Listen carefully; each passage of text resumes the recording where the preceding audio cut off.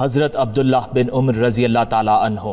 آپ کا اسم گرامی عبداللہ اور کنیت ابو عبد الرحمن ہے۔ آپ خلیفہ دوم امیر المومنین سیدنا عمر فاروق رضی اللہ تعالی عنہ کے صاحبزادے اور نبی اکرم رحمت دو عالم صلی اللہ علیہ وآلہ وسلم کے جلیل القدر صحابی ہیں۔ آپ نے اپنے والد گرامی کے ہمراہ اسلام قبول کیا۔ غزوہ خندق 5 ہجری کے موقع پر آپ کی عمر 15 سال تھی۔ یہ پہلا غزوہ تھا جب آپ کو جہاد کی اجازت ملی۔ آپ سے تقریباً 2500 احادیث مروی ہیں۔ آپ رضی اللہ تعالی عنہ فقاہت میں اعلیٰ درجے پر فائز تھے اور آپ کی رائے کو مسائل استفتاح میں اہم درجہ حاصل تھا۔ تقوی کا یہ عالم تھا کہ جب حضرت عمر فاروق رضی اللہ تعالی عنہ کی شہادت کے بعد امیر المومنین حضرت سیدنا عثمان غنی رضی اللہ تعالی عنہ نے آپ کو عہدہ قضا کی پیشکش کی تو آپ نے یہ کہہ کر رد کر دیا کہ یہ معاملہ 2 افراد کا نہیں، پوری ملت کا ہے، میں اس کا متحمل نہیں۔ آپ نے ہر محاذ پر اسلام کی ترویج کے لیے بھرپور کردار ادا کیا۔ حضرت علی رضی اللہ تعالی عنہ کے دور مبارک میں آپ ہر میدان میں سر فہرست نظر آتے۔ آپ اہل بیت سے بے پناہ محبت کرتے تھے۔ ایک شخص نے آپ سے مچھر کے خون کا کفارہ پوچھا تو آپ نے انتہائی غصے کے عالم میں جواب دیا، تم لوگ نواسہ رسول صلی اللہ علیہ وآلہ وسلم کے قاتل ہو اور سوال مچھر کے خون کا پوچھتے ہو۔ آپ انتہائی زاہد و عابد اور متقی و پارسا تھے۔ آپ کی زندگی کے شب و روز میں سے زیادہ تر وقت علم کی ترویج و اشاعت میں بسر ہوتا تھا۔